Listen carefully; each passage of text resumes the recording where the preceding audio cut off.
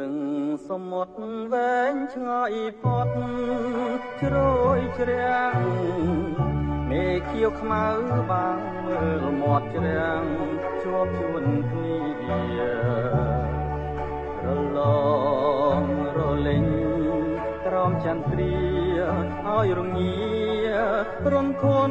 ស្លន់កាមាមើលច័ន្ទទូភៀងរឿងរាំងត្រចាច្បាស់ប្រភោសំសៀងចំណោធ្ងួចងោកតជលសាចុងស្ររីរំតាមមេតាប្រពឆ្នេរជលសាជាលំអរងាដណ្ដខ្យល់